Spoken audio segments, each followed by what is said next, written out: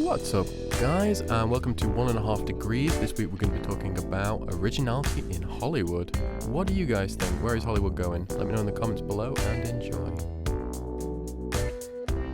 Hello and welcome back to 1.5 Degrees. I'm Stu. I'm Mel. I'm Matt, and this week we are going to be talking about the loss of originality in Hollywood.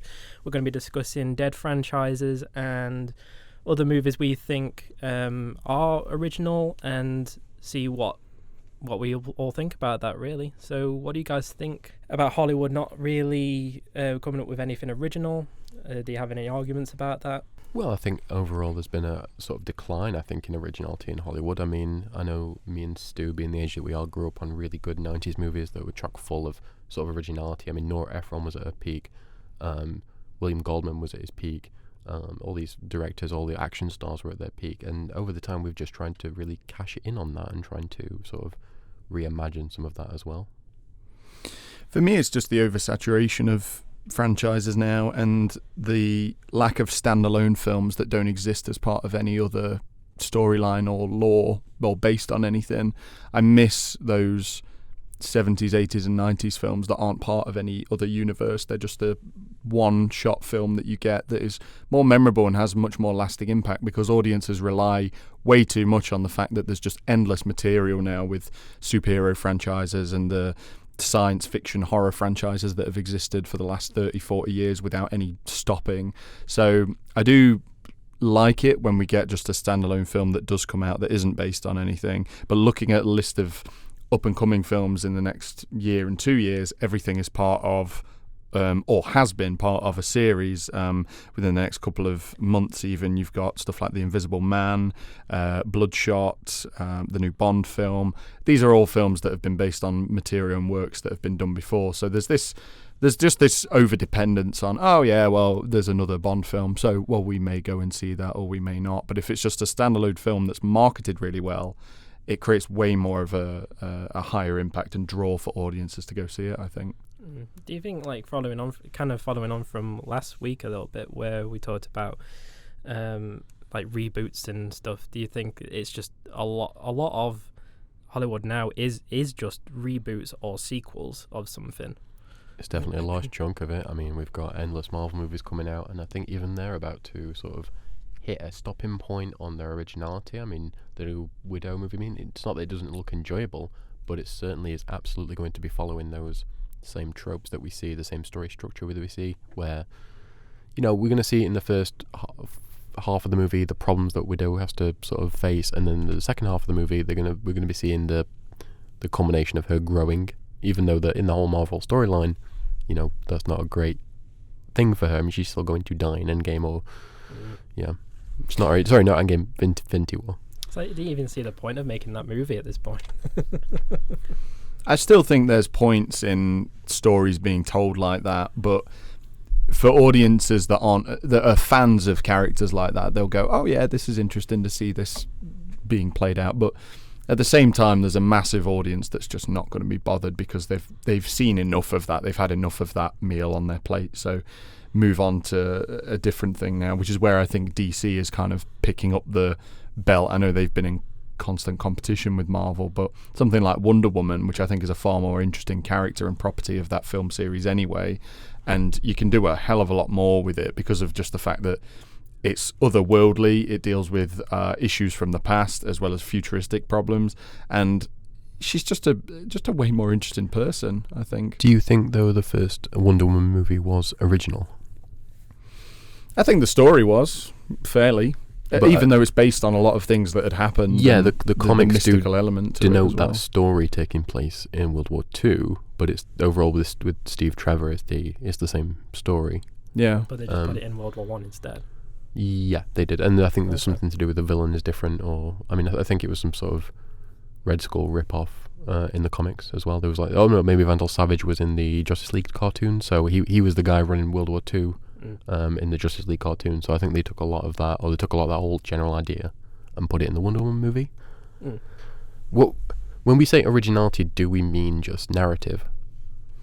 I think you mean character as well as narrative, which is very hard to write brand new characters that don't rip off something else or a derivative of something else. But at this point, I kind of think it's kind of hard to write original stories because a lot of things have been done. It's been used. There's that famous adage of like, oh, the Simpsons did it.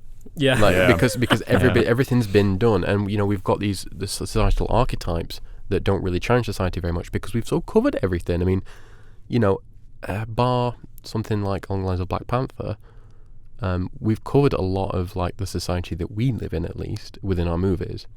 We've covered a lot of the people who wish to do something in society or change something within society, and really we've run a dark course of that in Originality.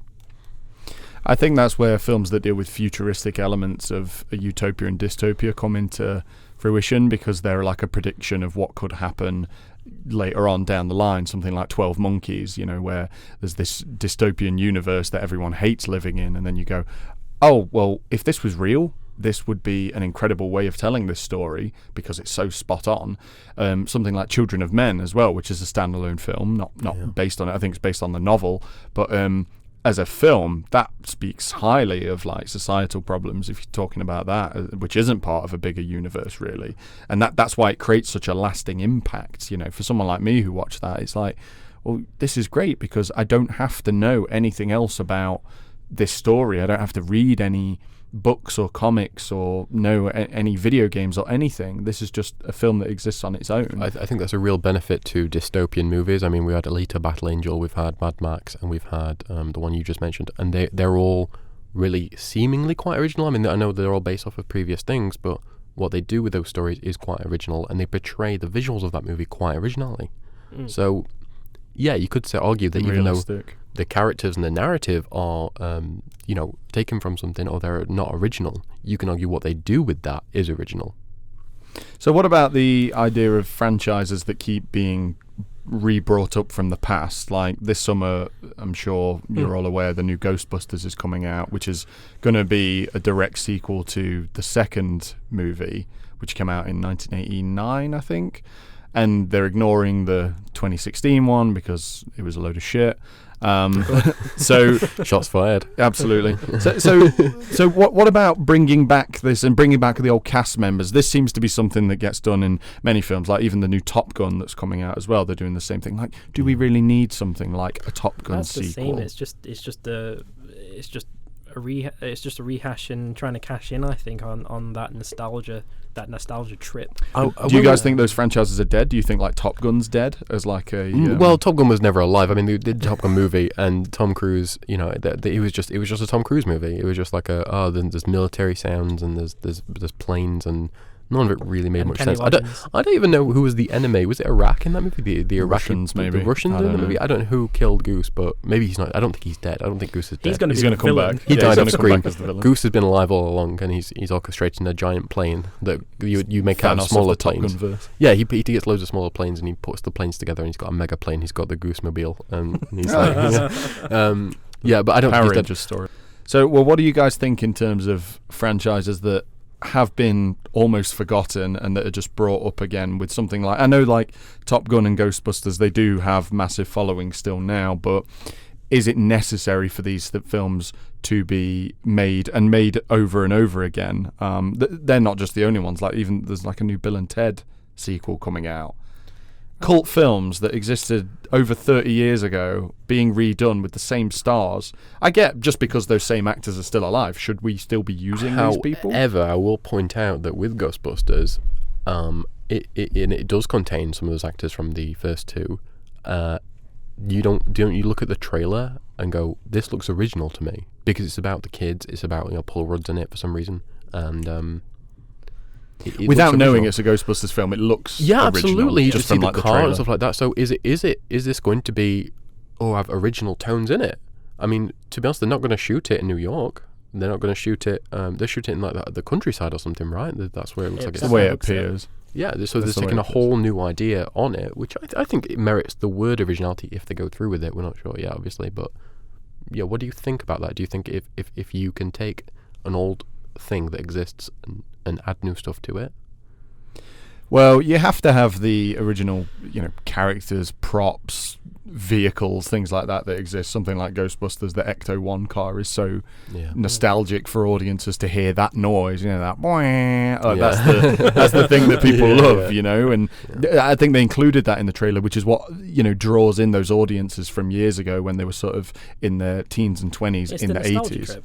It is the nostalgia trip, and I think that's what this entire idea of originality and remakes is based on, is purely that feeling that you get when you see the old thing that you loved from before brought into an updated version with fancy graphics and new stars and things like that, which is exactly what something like Stranger Things does.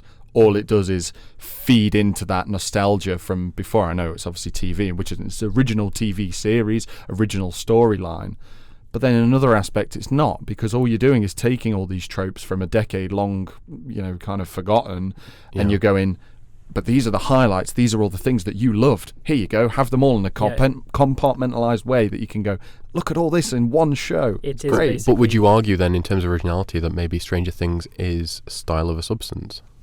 It is basically 1980s probably, best bits. probably. I've not seen all of it, but I think it favours a lot of that over the originality, because you can't take that storyline and say that is completely original. Something like Stranger Things with the kid that comes from an otherworldly place and there's this laboratory in the middle of the suburban town. That's been covered before. Close Encounters is a massive influence on it. E.T. is a massive influence. So it's almost like a Tarantino thing where they're just quoting movies and then building this giant storyline structure out of all these tropes and all these quotes and all these homages and famous things. But is that original? Like, when you have the output, like, obviously I was never alive in the 80s, you were never alive in the 80s, we've seen you never alive in the 80s, we've seen all these movies and all these things from the 80s, but we've only got like this sort of metaphysical idea of what the 80s was. Recreating that out of all this stuff, is that in itself original? No, I mean, I can see where you're going. Yeah. I can see where you're going, but I don't think that it is, because you're just taking properties that have existed and just I agree. Plastering them together. Something that hones in on like a totally original thing that I'm looking forward to seeing is Tenant, Christopher Nolan's new movie, right? Yeah. That's one where I get it looks very similar to his previous works, mainly like Inception, with the whole not time travel, but the dream manipulation and time manipulation and things like that. Don't get me wrong, that looks interesting, but it will borrow from other derivative works, but it isn't part of anything else. It is a totally original screenplay. But it is also in his style. It's also in the Christopher Nolan style. Yeah, and it reminds you of his previous works. Yeah. So, but that's still, you can still make an original movie out of that, and that sort of leads me on to talking about Wes Anderson and the French Dispatch. The new trailer just came out for the French Dispatch. It's coming out this year. Yeah, looked quite funky. I'm a fan of Wes Anderson movies, and you kind of have to be when you're a movie buff. You have to understand that all these different movies that he created have different levels of originality, but also are done in the same visual style. So he still wins points for originality, but I would argue that he's using a method of conversation to tell new stories, and that's how I would frame it. And that's how I would frame it with Christopher Nolan as well. Absolutely. It fully takes on board the conventional themes of things like family and entourage groups that get together, and like Fantastic Mr. Fox is brilliant. Fantastic. I absolutely really love that film. And do you know what, in terms of visual style, in terms of style, and even in terms of conversation, I think that might be Wes Anderson's most original movie, because it's animated, and it's not just animated, but everything in it, the voices, the cast, the characters are these mythical Shakespearean characters. They have this inner dialogue and this inner voice, and you can give this sense of, you can get this sense of character from them. But don't you think he kind of took it a bit further though with did he do Isle of Dogs? Is that Isle of Dogs? Goodness, I haven't seen that one. Yeah, no, I didn't see that. Isn't that animation style kind of similar? Is it like not so? It's almost like stop motion, but it's like, so like you're going from. That could be that the Fantastic Mr. Fox is his original movie, but then Isle of Dogs kind of comes along with its style, and it removes that originality from it, I suppose. I don't know. I mean, you could make that argument. I mean, I understand what you're trying to say. You're trying to say that because he's done 2 animated movies, that means it sort of lessens. If he did a third, maybe it's a bit less originality because he's creating this trend. But I would argue at the same time, you can't even tell the story of Isle of Dogs or even Fantastic Mr. Fox, arguably, without resorting to animation. These are stories about animals for a reason, especially with Fantastic Mr. Fox. You're taking this idea of nature versus society, and you're approaching it in a very realistic and original way. But it's obviously from Roald Dahl's perspective as well. He wrote the book of Fantastic Mr. Fox. But yeah, I still think it's a really strong tenet of originality there in the way he portrays his characters. When you put stories together like that, the only problem that I would have with them is if they decided to form together into this multi-connected universe trilogy. I could just see it happening where he makes a third animated film and then ties that in with Fantastic Mr. Fox and Isle of Dogs. That's when I'd be like, okay, I'm done now. Oh my god, the Wes Anderson cinematic universe. Don't give me that. The Marvel effect. This is what I'm tired of. I'm tired of everything being part of a bigger world. This never existed before Marvel. They really kicked off this whole... I mean, okay, it did exist in some aspect. There was a movie that came out in 1998 called Soldier with Kurt Russell, and that is part of the Blade Runner universe. No one knows that. Oh god, Really? right? I didn't know that. No one knows that. Oh, and God. not a lot of Soldier was one of these films that really slipped under the radar, but it was confirmed to be within the same universe, even though those films are completely different, right? That's insane. Now, that was obviously the 90s. Now, I can't remember how that connection is. If anyone knows that connection and can look it up, post it in the comments. I would love to know. If these franchise films continue on the way that they're doing... Actually, let me rephrase that. Since Marvel started this idea of the cinematic universe with Iron Man, a lot of films have based on that formula because it works and it pulls in that much money and critical response and audience and fan base and everything. Yeah, it's part of a bigger everyone world. loves it. Absolutely. Now, that's where you're taking stories from all different angles, unlike something, say, like Harry Potter, which is a continuation of one journey.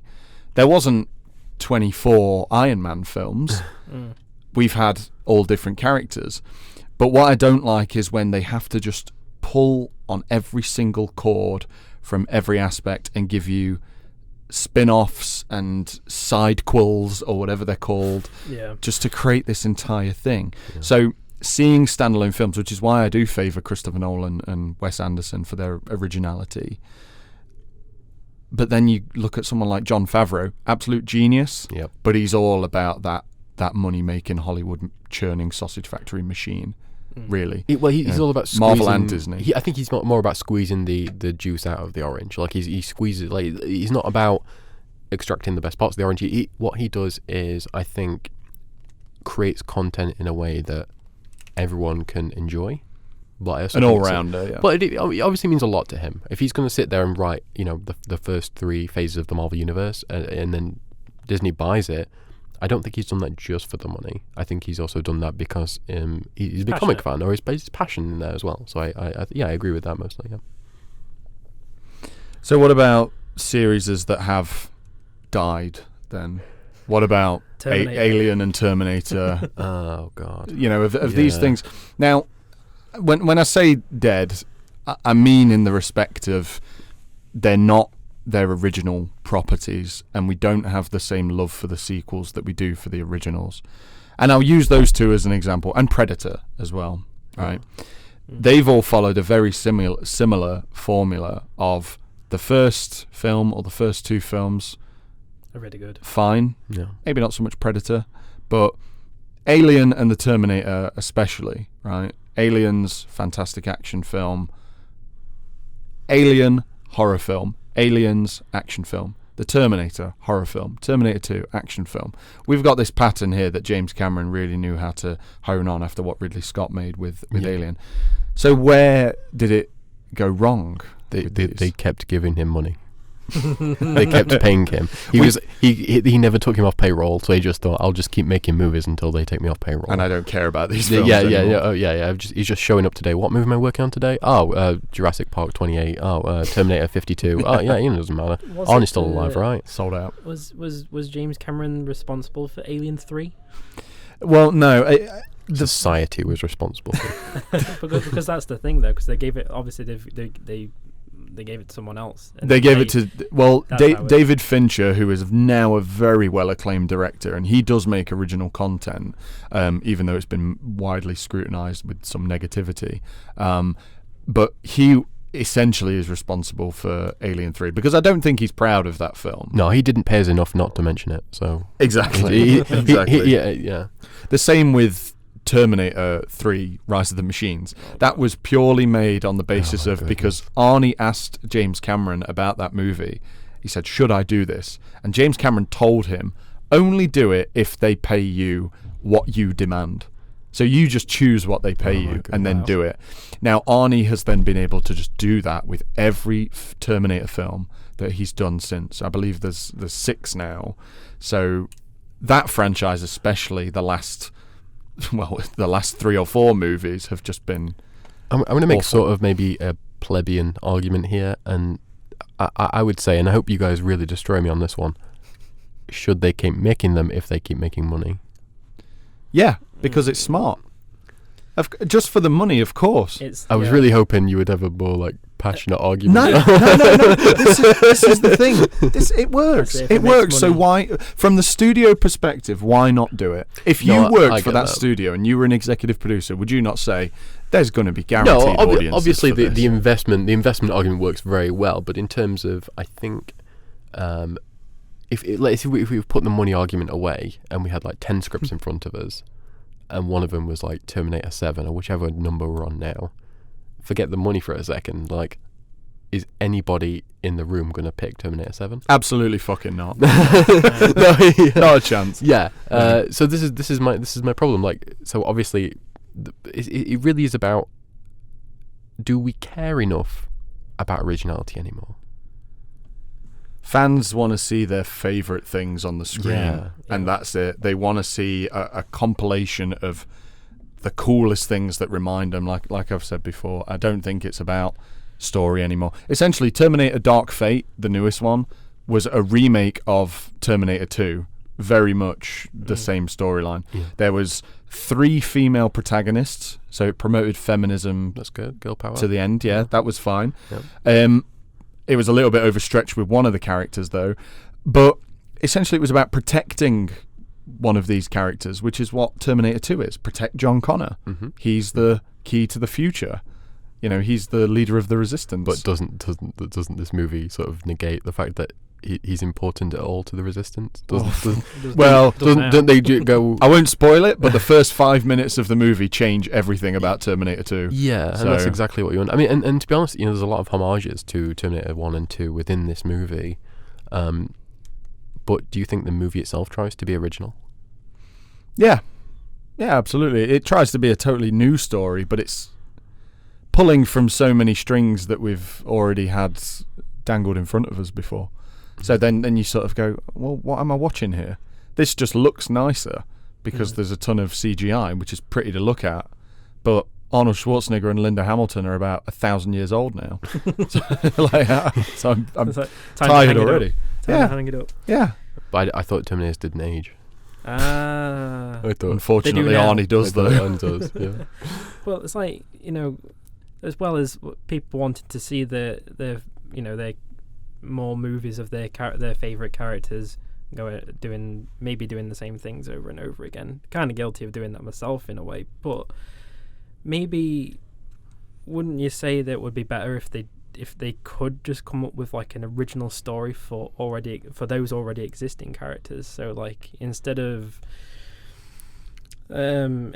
like any Marvel movie, instead of following a storyline that everyone already knows, say like you know, Avengers and Thanos, right? Yeah. What if Iron Man is transgender? Like what if they did something completely out of the blue? No, yeah, I get what you're saying. New and fresh story, like something that Stanley hasn't wrote. It'll probably be a bit of a slap to the face, arguably. I don't think so. So we had Into the SpiderVerse, and that was, there's no way Stan Lee wrote that story. It's insane. You can't have John Mulaney as the pig Spider-Man. That's crazy. That's Or Nicolas crazy. Cage But it as- absolutely That's worked. where your writing is credited, though. That's where it's really good. With This something like that. this is exactly where originality needs to be, because you can do something like Spider-Man and have like 8 Spider-Mans in a movie. I mean, I know they did the Spider-Man play, but nobody talks about that. There's so many Spider-Mans in that play.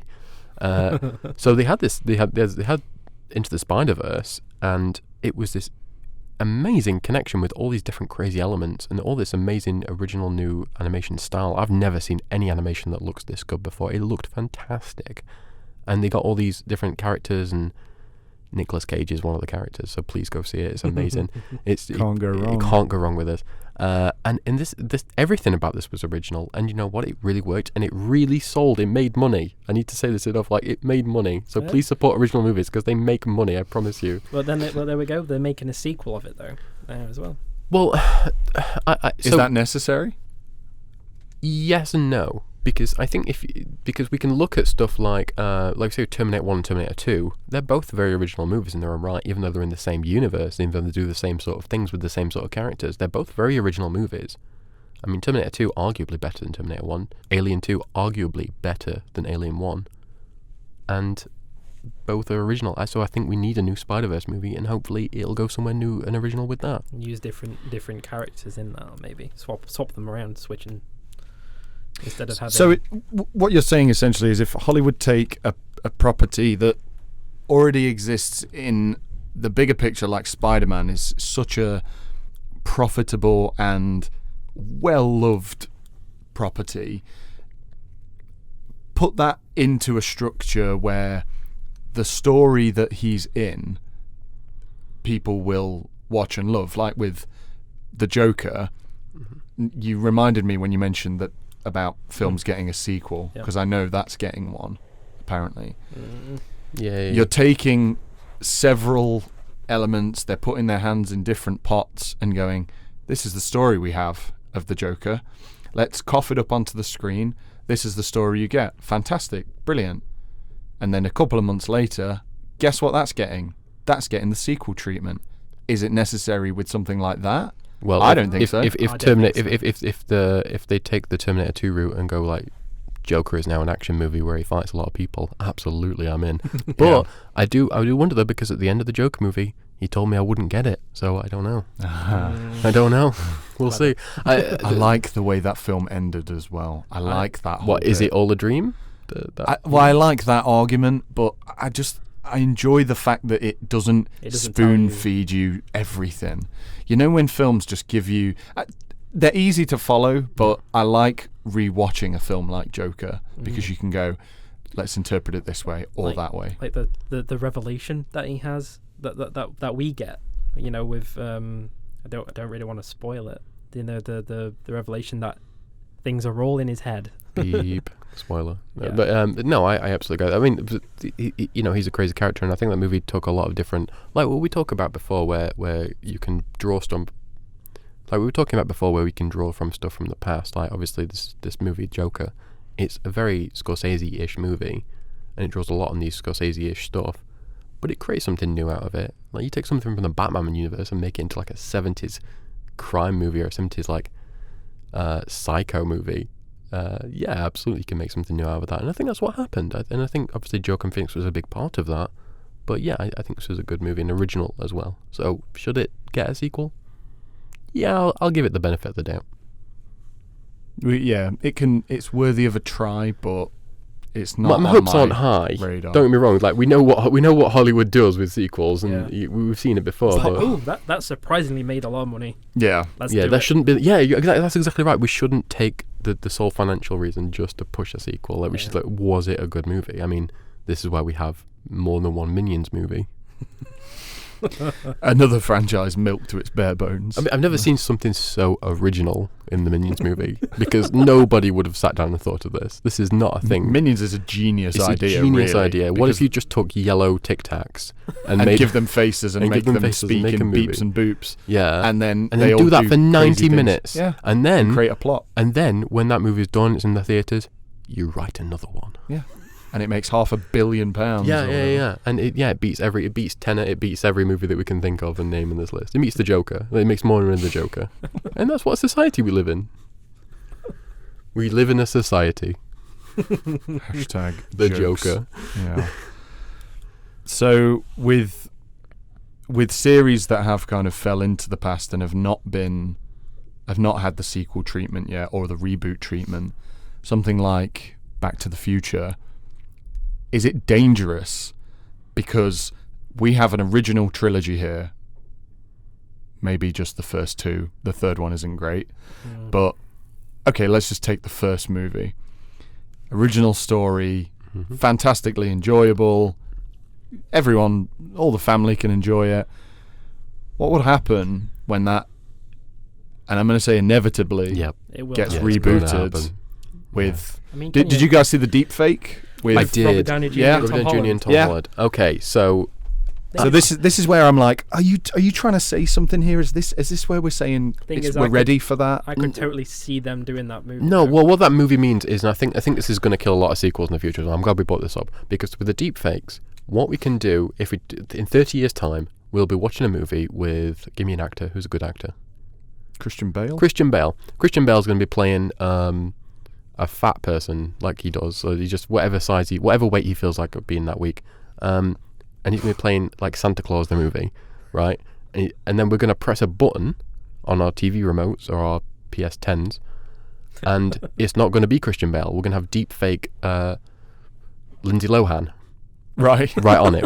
It's a button press away. I don't like this actor in this movie. Let's see how Lindsay Lohan does. So Yeah. her face is going to be digitally plastered on Yeah. the Christian Bale body. So we're going to be seeing this Lindsay Lohan, Christian Bale Santa Claus, and that's what the future is going to be.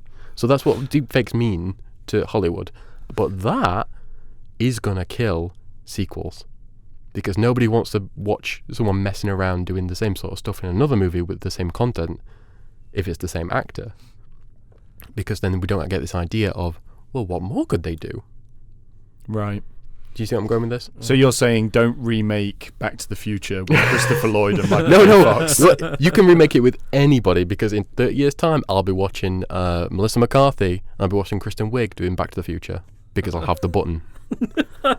And that thought God, warms me. please no. That thought warms me to see, Doc Brown, Melissa McCarthy, running around, going, "Great Scott," and it's gonna be great. Yeah. So should they remake Back to the Future? This is where our audience is like, Wasn't no. the second one set in 2015? Yeah. They went forward. They went forward to the future. Mm-hmm. And it wasn't like a lot of that stuff sort of shimmied. Like it was like a lot. Some of the stuff they produced wasn't great. Like we don't have hoverboards yet. We don't have like all this stuff. Yeah, and the big hologram shark thing and all Purely those for crazy things. doing that, I would want to see, I'm okay with going to the future, having like a time machine to the future. We have a lot of that stuff already. We've got like Doctor Who won't ever end, and yeah, we've got a lot of that. So I don't see the reason or need to. And if it's gonna draw on the previous trilogy, because it will.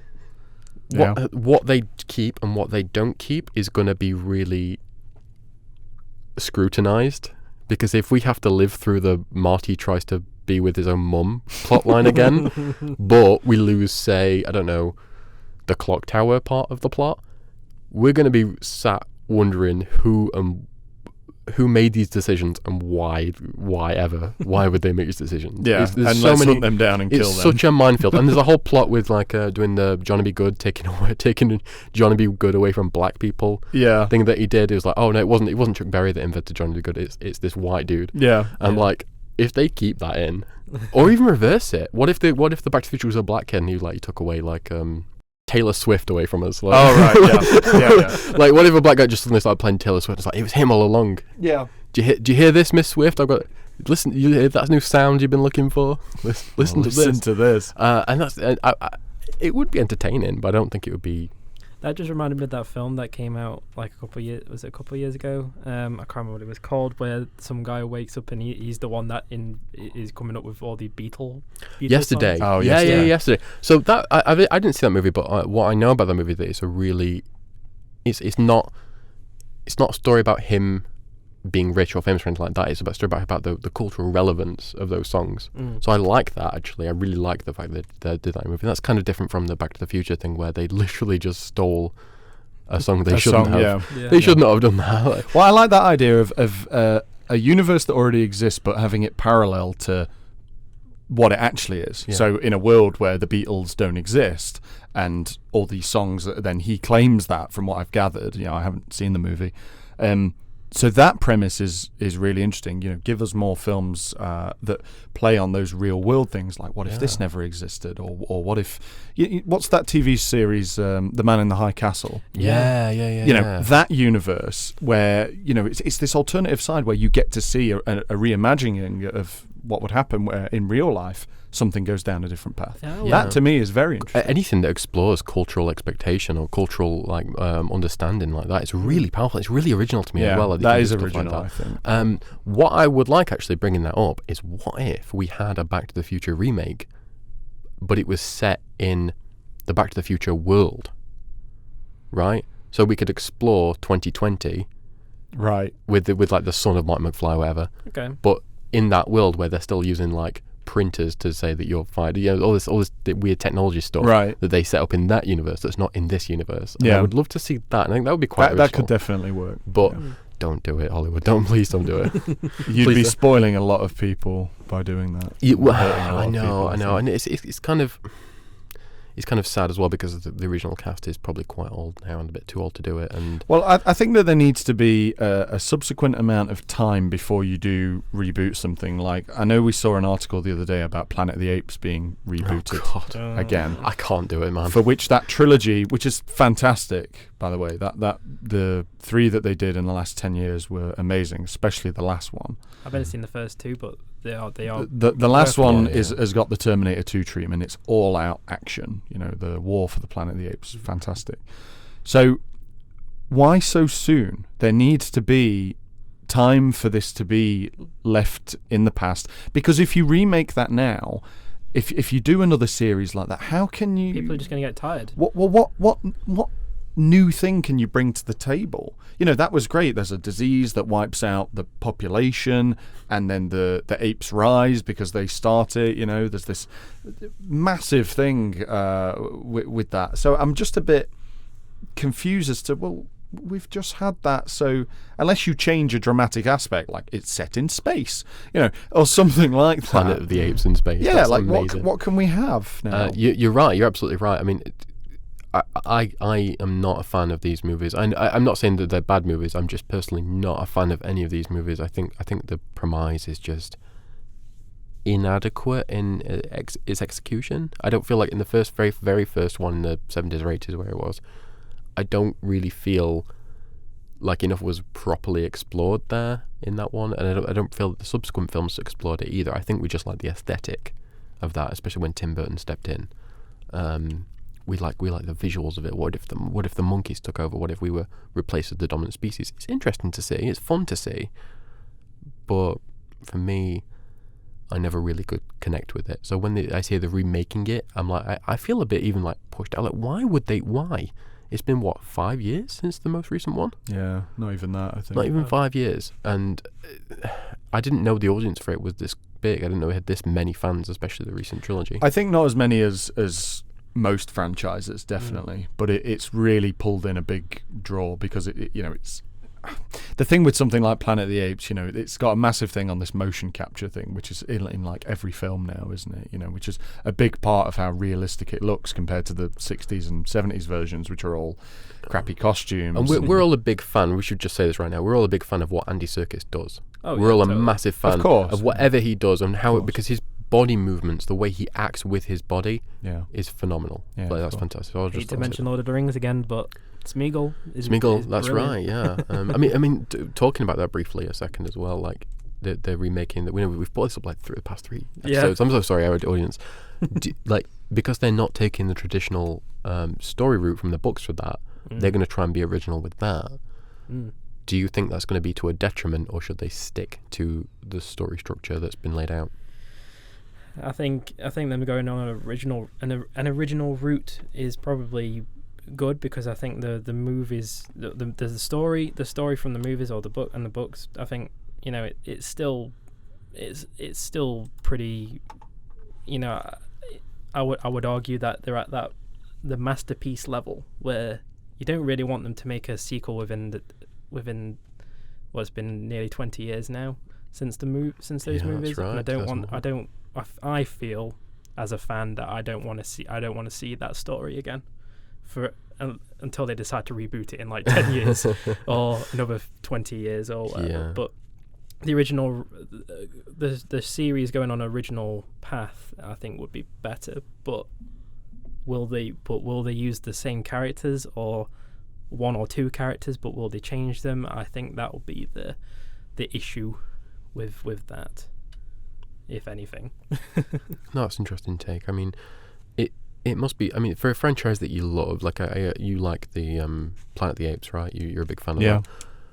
What do you feel about that? Like, do you feel like the people who make it don't understand you and what you want from that? No, I feel like because it's ended, they have to continue it on. They can't say no and leave it to be put to bed. You know, that trilogy of the recent Planet of the Apes trilogy ended perfectly. I won't spoil it, but the fact that it's ended, it means that Hollywood needs to have this continuing storyline of that series. Like, well, that series shouldn't have died there, but because it did, they say, well, we can't make a fourth one, so let's just start again. Like with Spider-Man, let's just start again. Despite both those franchises, the two Spider-Man franchises, the Tobey Maguire and the Andrew Garfield ones, weren't intended to end where they did. No, that's true. So the fact is they've done the smart thing from a creative perspective, because there are so many ways that you can tell Spider-Man. When I would have loved to have seen them continue the Andrew Garfield one more than the Tobey Maguire one. I think the Tobey Maguire one did end where it should have done. Yeah. Right. Yeah. And should have ended with 2, I think. But yeah, it should have ended with 2. 3 is a whole nother podcast. I don't know what you're talking about. The third Tobey Maguire Spider-Man movie is a masterpiece, and that should never be touched. The dancing is I'll beautiful. say there probably has been times in the past when superheroes have teamed up pre-Marvel, but the first time I remember superheroes teaming up was in Spider-Man 3, was when the Green Goblin and Tobey Maguire Spider-Man teamed up against Venom and Sandman. Yeah. And that was like, cool I want this. Yeah. I like this. This is good. And don't watch superheroes of that bigger nature. Don't watch the YouTube clip of them teaming up now because it's so cringeworthy. But the CGI is awful. It's everything's just awful about it. Even like the dialogue is so bad. But there are sparks of originality in every movie ever made, because there are no two movies that are the same. But it's about how we value that originality, I think, moving forward, that will take us either up or down when it comes to making movies that create a relationship between the audience and a new property. So as your final thought then, what do you think is your favourite non-franchise, totally original film that exists as part of its own league and it doesn't touch anything else, not based on anything, just a original written script that may be derivative of classic things, like the time travel narrative or the bored office worker narrative. I'm not talking about those. I'm talking about just a film that exists that isn't part of anything else, never had a sequel, never had any other lore around it. Is there something that you guys favour? Absolutely. In 2004 or 2006, I'm not quite sure which, a movie came out called Stranger Than Fiction, starring Will Ferrell. It stars Maggie Gyllenhaal and many other famous people in it, where a man... Is it Emma Thompson? It is Emma Thompson, that's the one I was thinking of. A man suddenly hears his life being narrated, so it's like, Harold is walking down the street, and he's like, who's saying that? What was that? Where did that come from?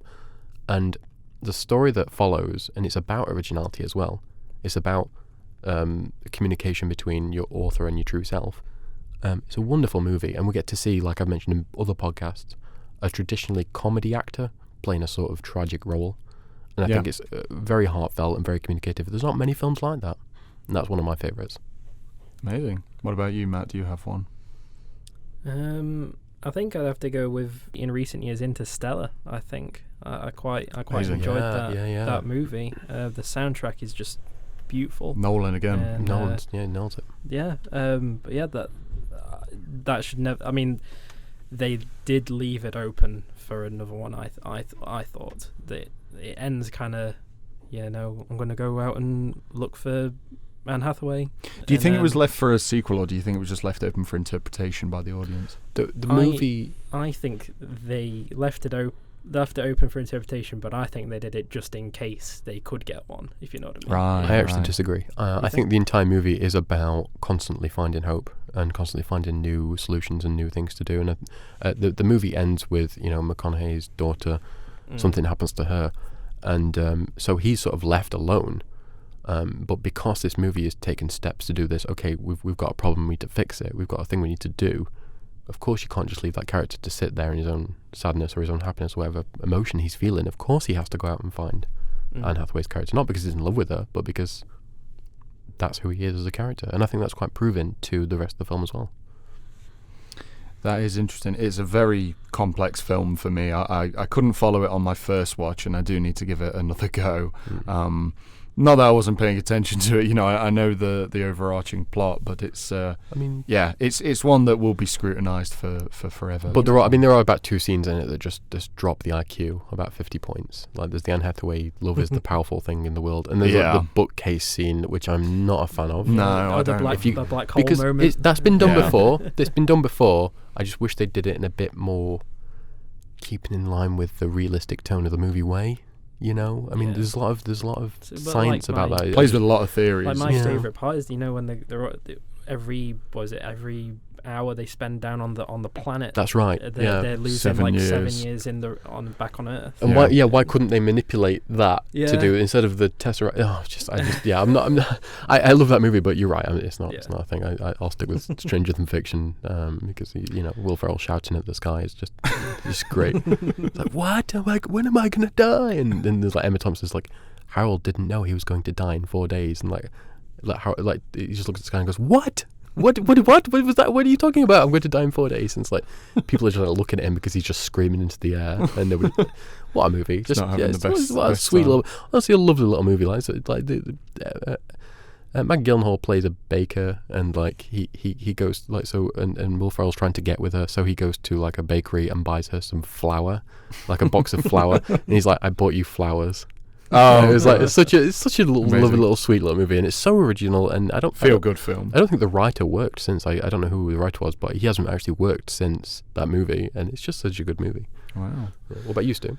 Well, mine is the last film that was released in the 1980s, a little film called Tango and Cash, which is one of my all-time favourites. It's a great film. It's Sylvester Stallone as the straight-laced, by-the-book cop versus the rogue maverick Kurt Russell, who are forced to team up to take down Jack Palance, who's this, I can't even remember what his motive is, but the whole thing is just this messy, cheesy, bad dialogue. Such a great movie. Kurt Russell dresses up as a stripper in one scene. It's just amazing. There's a scene that rips off Police Story. It's very derivative of the buddy cop thing, but it sits right in the middle of that epitome of just this naffness. Just you wouldn't be surprised if the movie was sponsored by Monster Energy drink. Yeah, it's just one of those a movies. 15-year-old's dream. Yeah. And the giant tank car that they have at the end. I can't wait to watch that movie in 30 years and press a button, and it'll be Kurt Russell and Michael Cera just fighting crime. just going for it. Yeah. It's fantastic because movie. it doesn't have to comment on any societal themes. It just makes fun of the judicial system, the law enforcement, taking down the bad guys, and the dialogue's just so memorable and classic. The action's fun and silly and over the top. There's a scene where Sly and Kurt Russell escape a prison by jumping into the air off the roof of the prison with their belts in their hands, and they slide down a telephone wire to escape in the pouring rain. And every scene, that's not even the best scene, it's so good. Did you think the fact that there never was a sequel just makes it so much more of a precious gem? I think it's just so much of a special thing. This is what is what I was saying at the start, is that when you have a film that just doesn't exist as part of any other universe, it has that lasting impact. Lethal Weapon has that impact, but it's part of a bigger universe, so you can always rely on, well, you get to see this in number 2 and this in 3 and 4 and whatever, and then they explore something different in the TV series. Oh, we got Joe Pesci. Joe Pesci's in the third one. We got Yeah, Joe Pesci. his character is so original. amazing. It's just Joe Pesci. But the problem that I have with something like that is that I think it maybe would have had a bigger impact if it existed on its own, something like Lethal Weapon. But then they're all memorable in their own right. But they don't all connect. I mean, there are plots that do connect throughout, like Danny Glover's family element and stuff like that. But the overarching plot doesn't, unlike the MCU, where it's like every film has to connect with everything. Do you think they could? Do you think that you could imagine them doing that nowadays? Like they'll have a Tango and Cash mixed with Lethal Weapon. Oh my God, that would be amazing. We just take all That's of my the Avengers Endgame. Yeah, we just take all of the masculine 80s, 90s movies and just make them one universe. So Cliffhanger. But not as bad as The Expendables. Well, I don't know. Expendables I do quite like. 2 and 3 not so much, but yeah, I do like the first I like one. the concept. I don't like the execution. I mean, come on. I mean, it's just the dialogue is usually pretty bad. They have a plane and they don't explain why. Franchise. Who gets into the Expendables club is kind of weird because I swear to God I saw Chris Pine in one of them. Chris Pine was in the Expendables. Oh no, Liam Hemsworth is in the second one. You kidding me? Yeah, Liam Hemsworth. I would get them mixed up so much. And he dies in the first 10 minutes. Spoiler That's alert. right. Yeah, and they spend the rest of the movie grieving. He gets kicked in the his chest leg. by Jean-Claude Van Damme. He gets a knife kicked into his chest by Jean-Claude Van Damme. And I think Sylvester Stallone says, kid, I just don't just do it. What are you doing? Hey, Paulie. Hey, Paulie. Final thoughts on Originality, Matt? I mean, I think there's not much originality coming out of Hollywood in recent times, but I'm hoping that will change with things like that movie you mentioned by Wes Anderson. What is it called? The French Dispatch. French Dispatch. I'm hoping things like that. Maybe things like that will keep popping up every now and then. Well, for me, it's just the idea of more completely, wholly original films that aren't part of a bigger universe and that do just exist and then maybe even get forgotten about. Because I do like a lot of them sort of cult films that people just don't remember now. I quite like those for that fact. They get made and then they get shelved and then that's it. And I don't have to buy into anything more because my full attention is on this one property that a studio makes, and then I go, yeah, that's done, that's finished, tick that off the list. That has these scenes in it, and then this film has these scenes in it. Whereas you have to invest so much in something like the Middle-earth series, the Harry Potter series, the DC universe, the Bond universe, because there are so many elements to them. So they're a lot harder to scrutinise, and I just think it's simpler to watch these one-shots that come up. Not that I don't like franchise films. I absolutely love a lot of those franchises that I've just named, even though, not all of the films in those series are great. But there are also some that I just don't think should be touched, like Back to the Future. Stop making Alien films. Stop making Terminator films now. Leave them to die. No one's going to listen to this because Hollywood will continue to do it, but that's just what I think. You've been warned, Hollywood. We told you. We told you so. We will fight you. No, I think we're in an interesting age because I think TV has grown and has exploded thanks to Netflix, Amazon streaming services, all that sort of stuff. And because of that, more original shows are coming on. And I think a lot of that, where Hollywood was original with its movies in the 90s, where it's TV now. So we've got a lot of these new weirds, like sort of BoJack Horseman stuff that we'd never think to watch in a film. And I think a lot of that is because it's taken away the originality of Hollywood. But I think where films are concerned, I think people are watching films more for comfort now than they ever have before, and that means not investing in new ideas. Yeah, sadly, because new films have always been great. Wes Anderson's always been new and original in what he does, but there's less of those auteurs around now, and there's less of that right now. So it's quite sad actually to see, and I really hope that in this new decade that's up and coming, we'll start to shed our connection with Marvel, with DC, and we'll start to look for new ideas. And that's just my thought. Absolutely, I agree with that. So, thank you for listening, guys. This has been 1.5 Degrees. I've been Matt. I'm Stu. And I'm El. And we'll see you again next week. Thank you so much, guys. Thank you very much. Bye. Bye.